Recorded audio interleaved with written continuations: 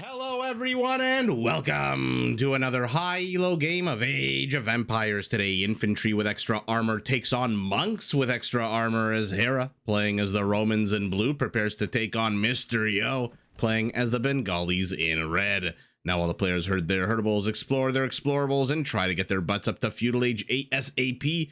Not a bad opportunity for us to take a look at the Civ matchup that we are going to be watching today. Now, the Romans are a mixed land-based naval civilization with a few strong unit features that make them ridiculously dangerous.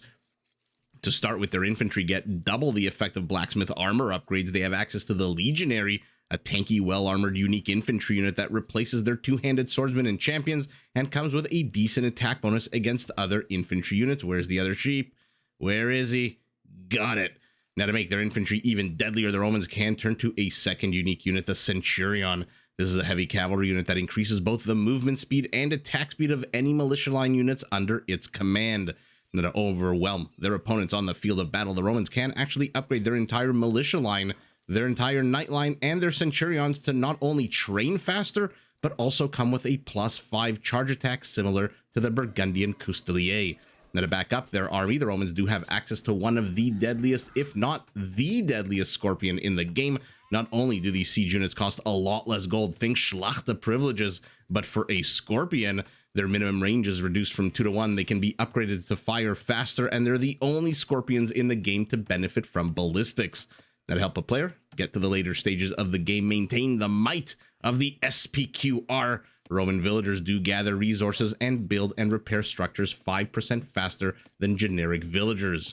Now let's take a look at someone who might want to contest the Roman hegemony. We've got Mr. Yo playing as the Bengalis, an elephant civilization through and through. All Bengali elephant units take less bonus damage, are more resistant to conversion, and can be upgraded to attack 20% faster.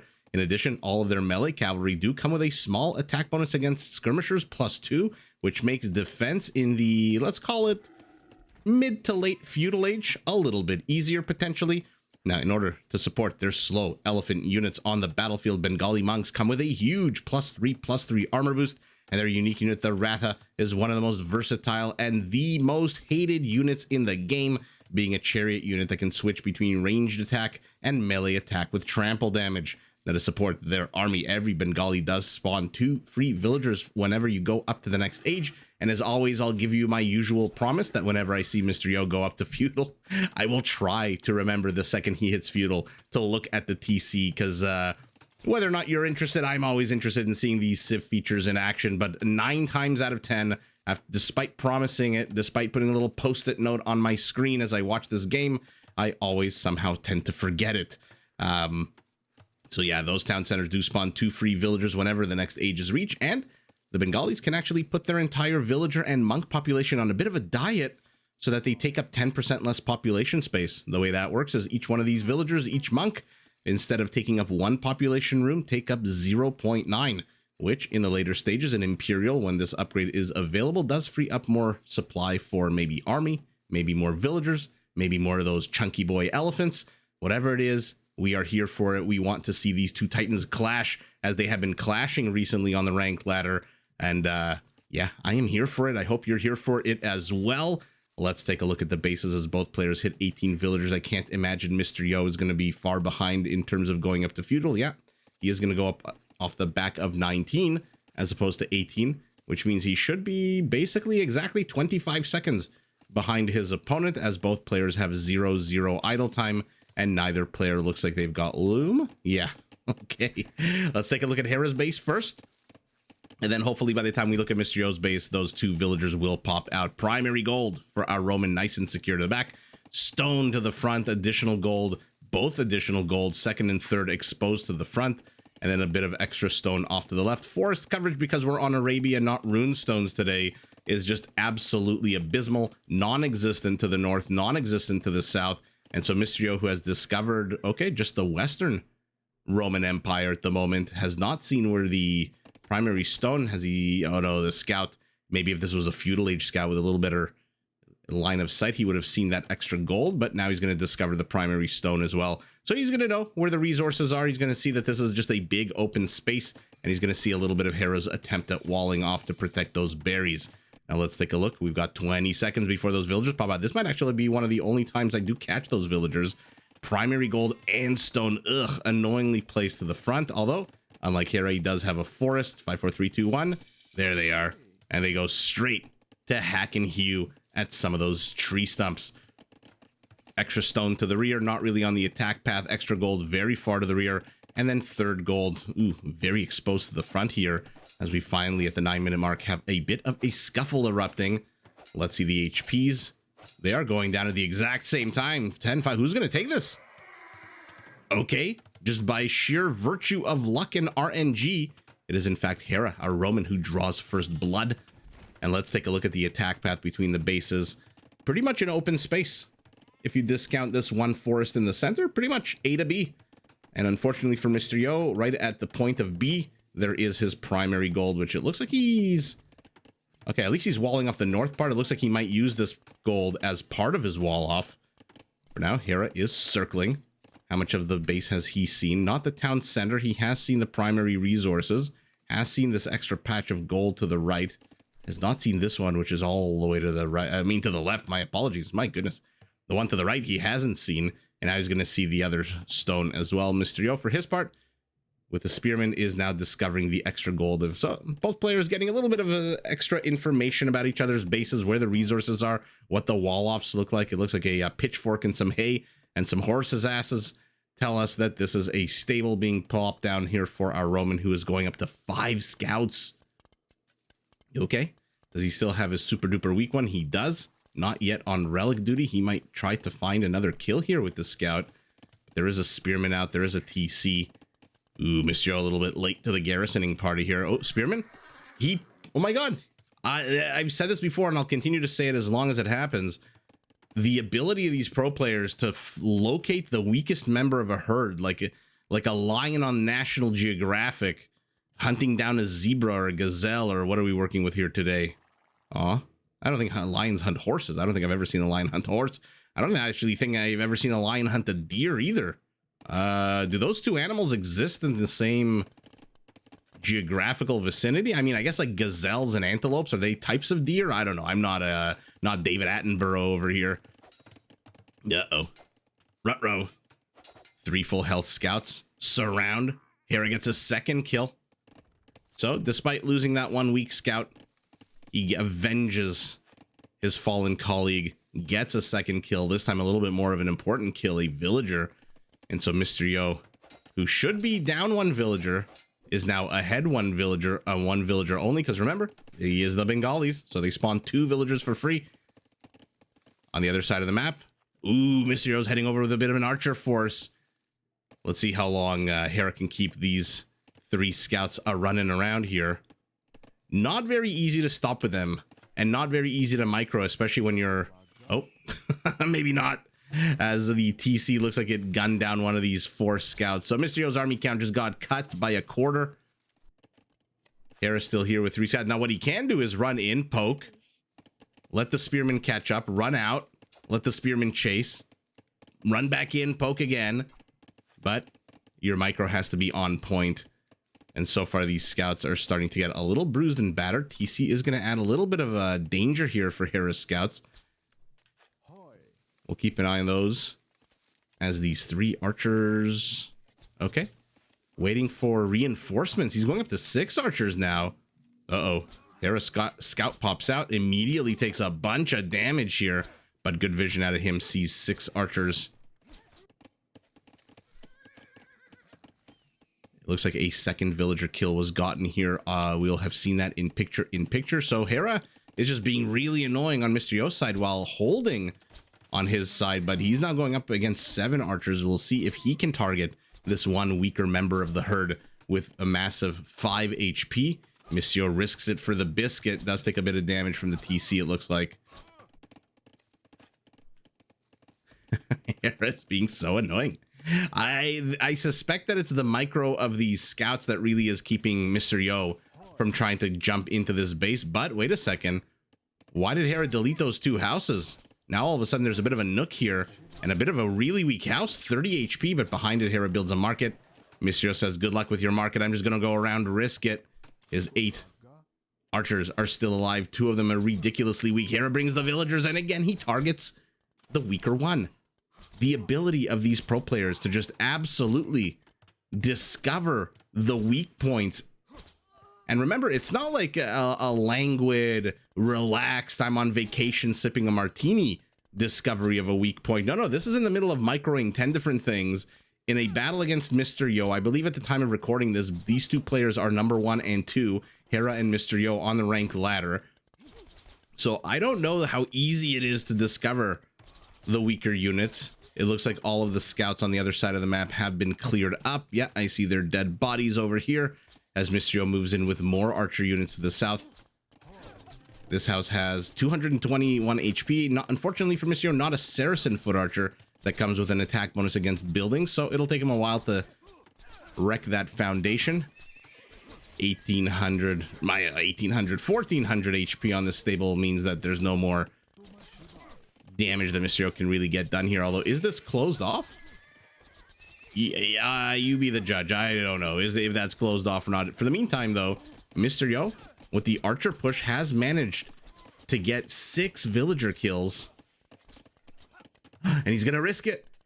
He's gonna risk it. Let's look at the HP. Oh my goodness, Hera trying to... He does Viper in these archers. 1 archer falls. A second, a third, a fourth, a fifth. Holy moly, Mr. Yo just got taken to pound down by this town center, which racks up 6 total kills, 1 earlier and 5 now. That was absolutely disgusting. But the archers do get a 7th kill.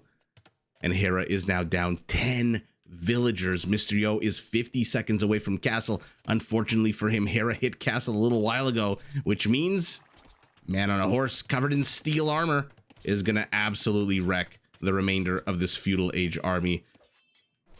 So as fun as the micro was, it's time for Mr. Yo to go home, and that is exactly what he's doing right as the second TC goes up for our Roman. 2 scouts are on scouting duty, as Hera likes to do, with weaker units that have taken a bit of HP damage. There is 1 full health one here. He's going to run into these archers. Maybe not full health for long. And Mr. Yo hits castle immediately. Botkin immediately crossbow. The old Botkin crossbow combo. And he needs just 20 more seconds. The knights, will they give it to him? I love that he pulled back to deny Hera the high ground here. Second TC for our Bengali as well. And of course, when he hit castle, I missed where the 2 free villagers went. But that basically just means that Mr. Yo's villager lead... Okay, never mind. It's actually only 8 now. So it was 6, then 8.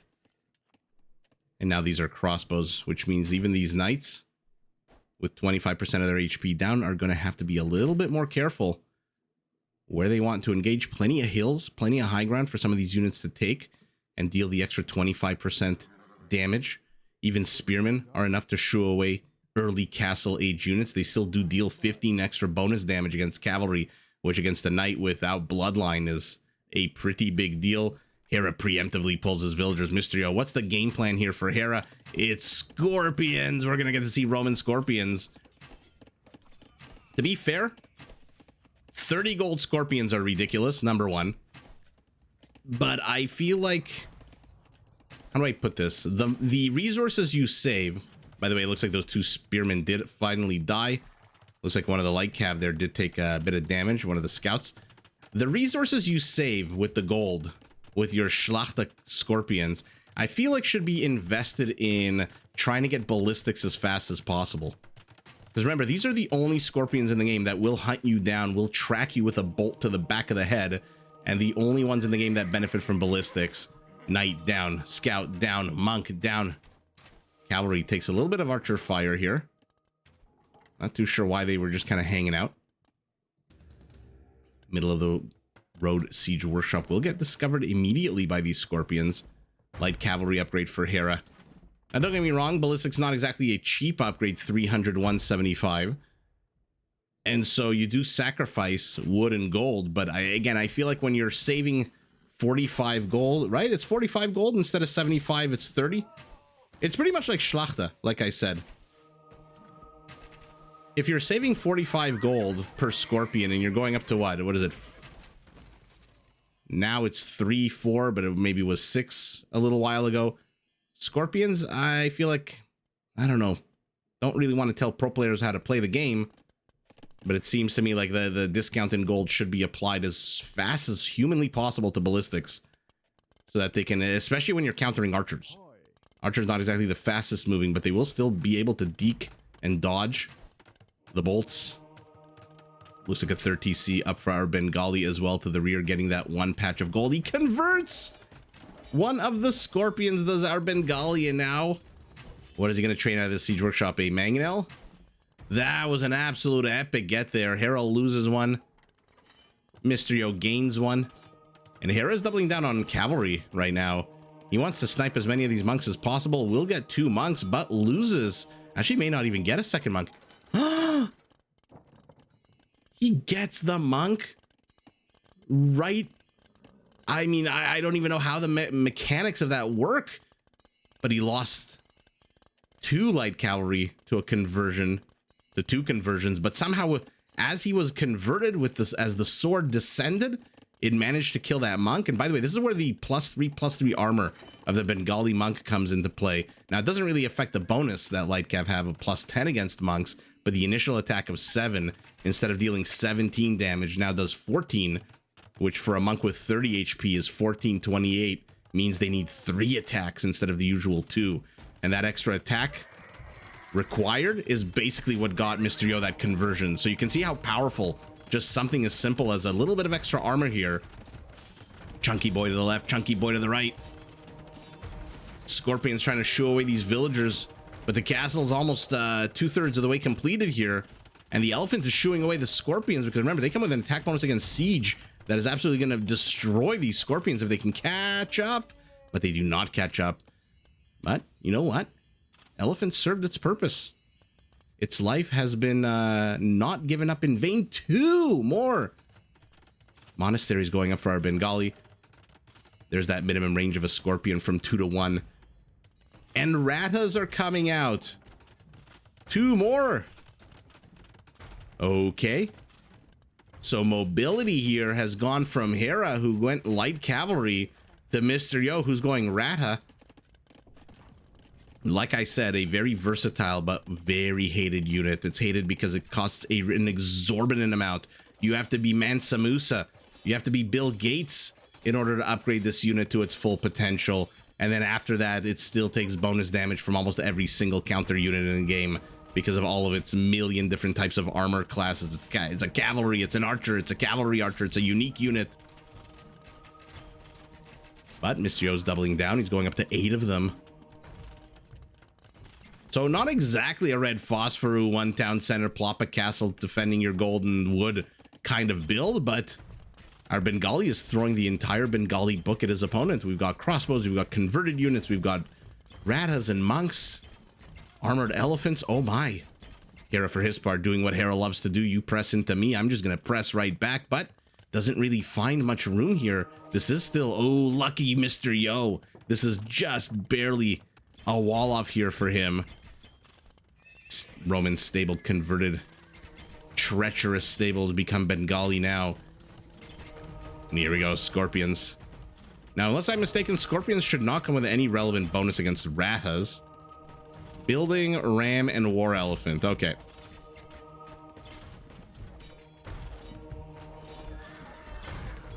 Hera converting Rathas, Mr. Yo converting Scorpions. We are just having an absolute battle of conversions here. I'm really curious to see at the end of this game who has more conversions. I really honestly can't tell you right now. As a melee radicals, and remember, they do trample damage, 0.5 tiles. I believe it is 20% of their damage.